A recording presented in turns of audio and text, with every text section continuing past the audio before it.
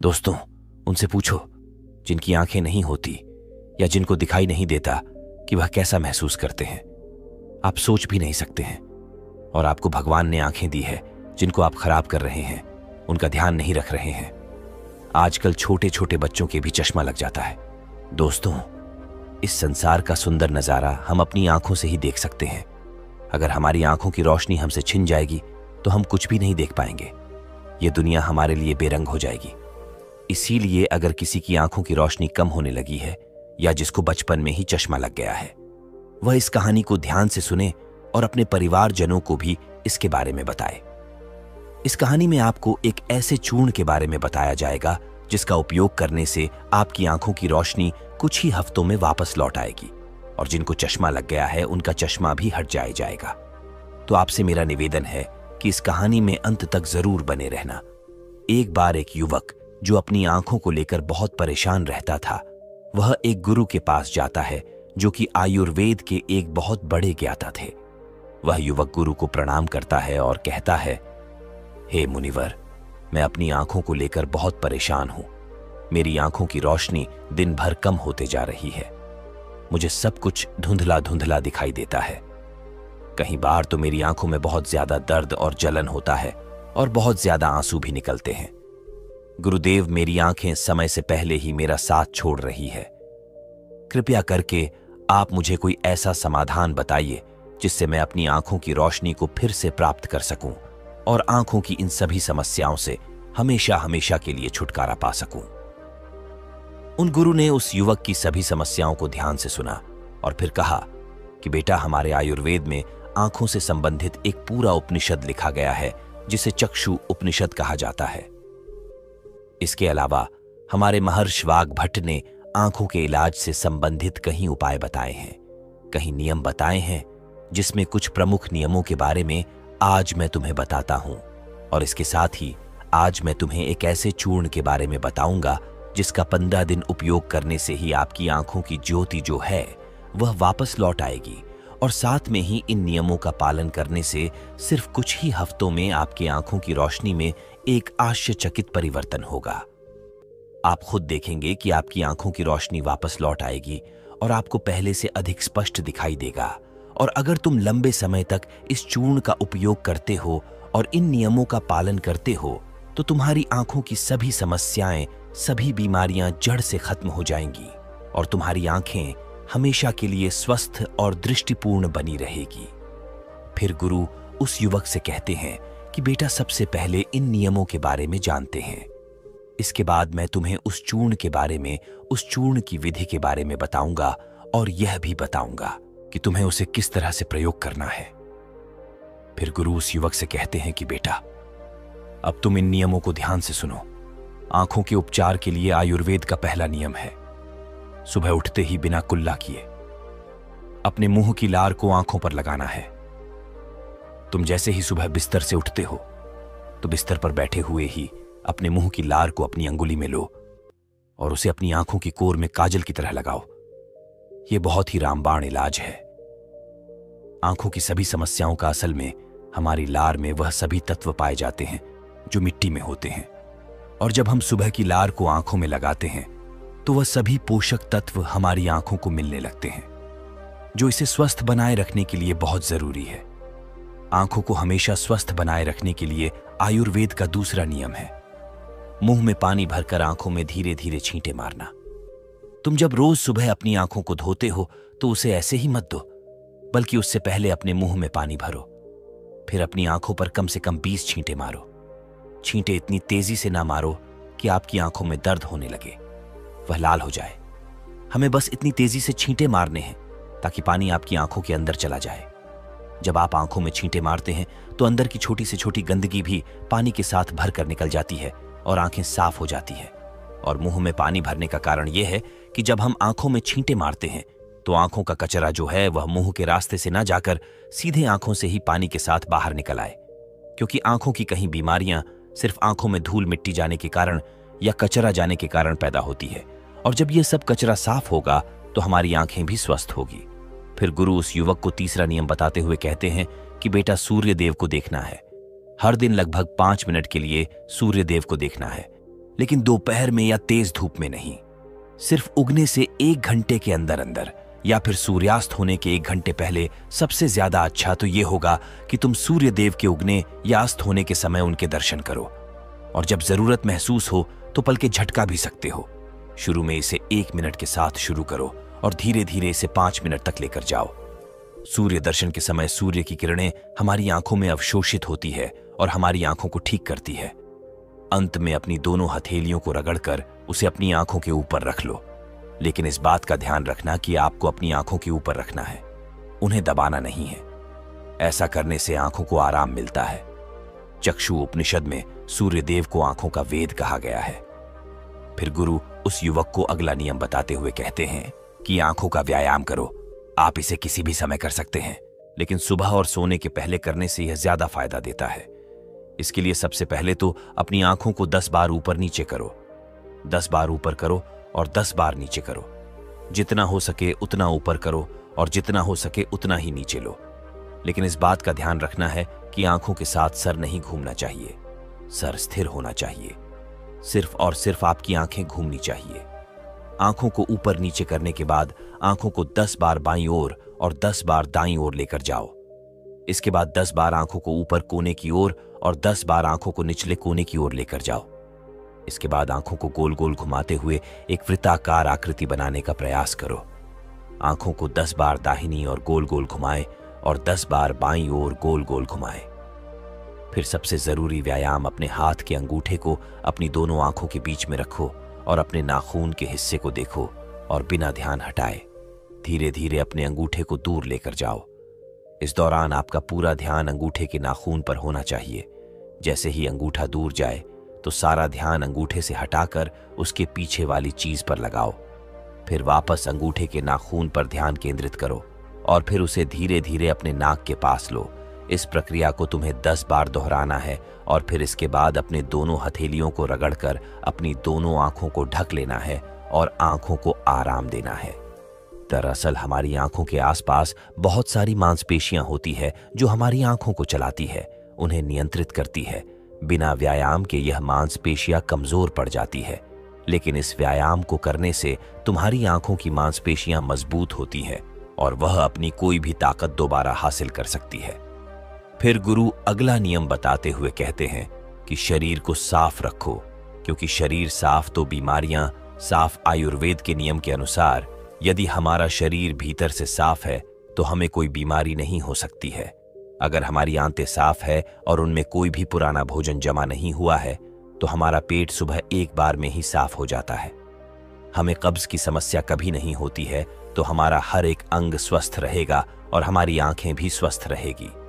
अपने शरीर को अंदर से स्वस्थ रखने के लिए तुम्हें रोज 16 घंटे का उपवास या फिर एक दिन 24 घंटे का उपवास करना चाहिए।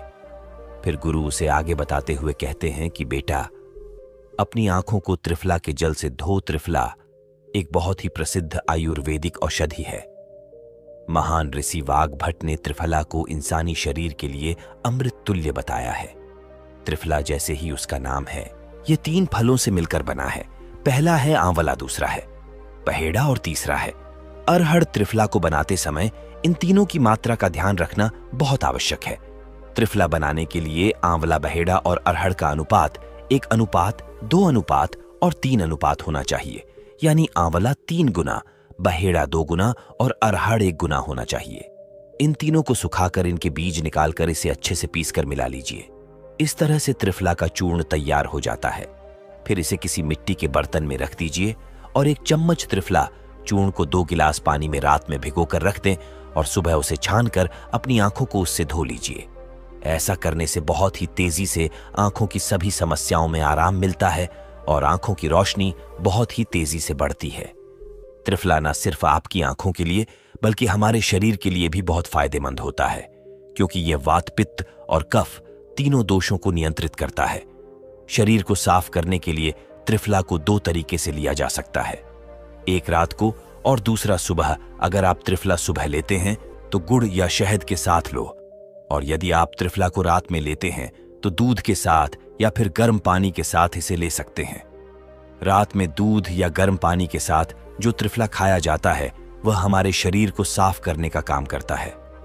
गंदगी बाहर निकालता है, और सुबह जो गुड़ या शहद के साथ त्रिफला खाया जाता है ये पोषक तत्व का काम करता है, यानी कि पोषक तत्व प्रदान करता है। इसीलिए जो व्यक्ति स्वस्थ है, जिन्हें कब्ज या पेट से जुड़ी हुई कोई भी दिक्कत नहीं है, वह त्रिफला को दिन में खाए, और जिन्हें पेट की सफाई करनी है, कब्ज की समस्या रहती है, वह इसका सेवन रात को करे। फिर गुरु उस युवक को अगला नियम बताते हुए कहते हैं कि बेटा, यह नियम बहुत ही लाभकारी है। इससे तुम्हारी आंखें और मन दोनों ही तेज बनते हैं। इसके लिए तुम्हें एक अंधेरे कमरे में दीपक या मोमबत्ती जला लेना है। फिर उसे इतनी ऊंचाई पर रखना है कि जब तुम बैठो तो वह तुम्हारी आंखों के ठीक सामने हो। ना ज्यादा ऊपर होना चाहिए और ना ही ज्यादा नीचे होना चाहिए। इसके बाद आपको अपने पीठ को सीधा करके आरामदायक स्थिति में बैठ जाना है और अपनी दृष्टि को उस दीपक या मोमबत्ती की ज्वाला पर यानी ज्योति पर केंद्रित करना है और लगातार उस ज्योति को देखना है। इस बीच यदि तुम पलक झपकाना चाहते हो तो आप झपका सकते हो, लेकिन कोशिश करो कि जितनी देर तुम बिना पलक झपकाए रह सकते हो तो बिना पलक झपकाए रहो। थोड़ी देर में तुम देखोगे कि तुम्हारी आंखों से आंसू बहने लगेंगे, लेकिन चिंता करने की कोई जरूरत नहीं है, क्योंकि यह क्रिया हमारे आंसुओं के द्वारा हमारी आंखों की सफाई कर रही है। इस प्रक्रिया के बीच आप आंखों के आंसू को रोकने का प्रयास न करें, बस इन्हें बहने दें। इस दौरान अपने हाथों से अपनी आंखों को भी स्पर्श नहीं करना है। जब यह प्रक्रिया पूरी हो जाए तब अपनी दोनों हथेलियों को रगड़कर धीरे धीरे अपनी आंखों के पास लेकर जाओ और आंखों को ढक लो। यह प्रक्रिया रोज रात को सोने से पहले कुछ मिनट के लिए करो। फिर तुम स्वयं देखोगे कि तुम्हारी आंखों की रोशनी दिन प्रतिदिन बढ़ती जा रही है। इस प्रक्रिया को करने से आपकी आंखों की रोशनी के साथ साथ आपकी एकाग्रता भी बढ़ती है। फिर गुरु उस युवक को अगला नियम बताते हुए कहते हैं कि किसी भी ठंडी सब्जी जैसे खीरा, लौकी और आलू के छोटे छोटे टुकड़ों को कुछ मिनट तक अपनी आंखों के ऊपर रखो। जब हम खीरे या लौकी को इस तरह से छोटे छोटे टुकड़ों में काटकर आंखों के ऊपर रखते हैं तो हमारी आंखों के आसपास का जो क्षेत्र है वह ठंडा हो जाता है और बाकी का क्षेत्र गर्म रहता है, जिससे आंख और सर के बीच का जो तापमान है उसमें अंतर आ जाता है और ज्यादा से ज्यादा रक्त आंखों की तरफ आने का प्रयास करता है। फिर जिस जगह पर रक्त का प्रवाह ज्यादा होता है उस जगह का इलाज खुद म खुद शुरू हो जाता है। इस प्रक्रिया को आपको हर दिन 10 से 12 मिनट तक जरूर करना है। इससे आपकी आंखों की रोशनी बढ़ेगी और आप ताजगी महसूस करेंगे। फिर गुरु उस युवक को अगला नियम बताते हुए कहते हैं कि बेटा, तुम्हें रोज ऐसा काम करना है जिसमें ज्यादा रक्त का प्रवाह हो, जैसे शीर्षासन, भस्त्रिका आसन।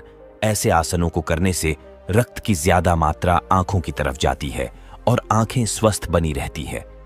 फिर गुरु उस युवक को कहते हैं कि बेटा, तुमने नियमों के बारे में तो जान लिया, अब मैं तुम्हें उस चूर्ण के बारे में बताता हूं जिसका उपयोग तुम्हें करना है, और उसका उपयोग करने से कभी भी तुम्हारे आंखों की ज्योति खराब नहीं होगी।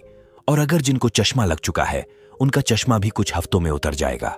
इस चूर्ण को बनाने के लिए आपको 4 चीजों का प्रयोग करना है, जिसमें पहली चीज है सौंफ, दूसरी चीज है बादाम, तीसरी चीज है धागे वाली मिश्री और चौथी चीज है काली मिर्च। हमें सबसे पहले तवे पर सौंफ को थोड़ा सेक लेना है। सौंफ को नेत्र ज्योति के रूप में अव्वल माना जाता है। इसकी तासीर ठंडी होती है। इसके साथ ही यह खाने को पचाने में बहुत ज्यादा मदद करती है। सौंफ हमारे शरीर के मोटापे को भी कम करती है। सौंफ में potassium, magnesium, zinc, iron, copper जैसे मिनरल्स भरपूर मात्रा में होते हैं। आपको सौंफ को तब तक सेकना है जब तक उसमें खुशबू ना आ जाए। जब खुशबू आने लगे तब आप उसे नीचे उतार लीजिए। फिर आपको बादाम को हल्का हल्का सेकना है। बादाम में विटामिन ए प्रचुर मात्रा में होता है जो हमारे दिमाग को तंदुरुस्त रखता है। इसमें प्रोटीन एवं फाइबर काफी अच्छी मात्रा में पाए जाते हैं, जिसकी वजह से हमारा पेट भरा भरा रहता है और यह हमारे मोटापे को भी कम करती है। इसके बाद आपको बादाम और सौंफ को अच्छी तरीके से पीस लेना है, इसका बारीक चूर्ण बना लेना है और इसके बाद आपको धागे वाली मिश्री में से धागा निकाल देना है और उसे कूटकर उसका बारीक चूर्ण बना लेना है। फिर आपको 10 से 15 काली मिर्च लेनी है। काली मिर्च में एंटी इन्फ्लेमेटरी तत्व पाए जाते हैं जो आंखों के लिए बहुत लाभदायक होते हैं। इसके साथ ही काली मिर्च जीवाणु रोधक और इम्यूनिटी बढ़ाने में सहायक होती है, जिससे आंखों की रोशनी मजबूत बनती है। काली मिर्च में विटामिन ए और विटामिन ई पाए जाते हैं जो आंखों के लिए बहुत लाभदायक है। काली मिर्च को भी आपको अच्छी तरीके से कूट लेना है। उसका भी बारीक चूर्ण बना लेना है। फिर आपको इन चारों चीजों को एक साथ मिक्स कर लेना है। फिर आपको इस चूर्ण को एक चम्मच गुनगुने पानी में या फिर एक गिलास दूध में सुबह सुबह खाली पेट लेना है। इसको लेने से आपकी आंखें बिल्कुल स्वस्थ रहेगी और साथ ही साथ आपका पेट भी बिल्कुल साफ होगा। आप अच्छी तरह से फ्रेश हो पाएंगे। इससे आपको अच्छी नींद आएगी और आपकी आंखों की रोशनी और दिमाग तेज होगा और ये चारों चीजें जो है वह आपको अपने घर में ही उपलब्ध हो जाएंगी। फिर गुरु उस युवक से कहते हैं कि बेटा, आज के समय में आंखों को स्वस्थ रखने के लिए जो सबसे ज्यादा जरूरी है वह है अपनी स्क्रीन टाइम को कम करना। आजकल लोग सुबह उठते ही सबसे पहले अपने फोन के मैसेज को देखते हैं और फिर पूरे दिन यहां तक कि देर रात तक मोबाइल या लैपटॉप को यूज करते हैं। और इन लैपटॉप, फोन, टीवी से निकलने वाली लाइट हमारी आंखों के लिए बहुत नुकसानदायक होती है। इसीलिए आप एक ऐसा रूटीन बनाएं जिसमें आप रात में 8 या 9 बजे के बाद किसी भी तरह की स्क्रीन को नहीं देखेंगे। ऐसा करने से आपकी आंखों को तो आराम मिलेगा ही, साथ ही साथ आपकी नींद जो है वह गहरी हो पाएगी और अगले दिन आप तरोताजा महसूस करेंगे। और अगर आपका काम देर रात तक लैपटॉप पर है तो आप हर कुछ देर में ब्रेक लो, आंखों को बंद करो और उन्हें आराम दो। इसके अलावा आप अपने खाने में विटामिन ए और विटामिन सी को शामिल करो, जैसे गाजर, संतरा, चकुल इत्यादि। यह सब आपकी आंखों को स्वस्थ रखने के लिए अहम भूमिका निभाते हैं। तो दोस्तों, उम्मीद करता हूं आपको इस कहानी से जरूर बहुत कुछ सीखने को मिला होगा। यह कहानी आपको कैसी लगी हमें कमेंट बॉक्स में कमेंट करके जरूर बताएं और इस वीडियो को लाइक भी जरूर करें और साथ ही इस वीडियो को अपने दोस्तों के साथ जरूर शेयर करें ताकि उन्हें भी इस कहानी से कुछ सीखने को मिल सके। ऐसी ही प्रेरणादायक और बुद्धा स्टोरी सुनने के लिए हमारे चैनल को सब्सक्राइब करके बेल आइकन को जरूर दबा दें ताकि आने वाली अगली वीडियो की नोटिफिकेशन आपको मिल सके। इस वीडियो में बस इतना ही। मिलते हैं अगली वीडियो में। जब तक के लिए अपना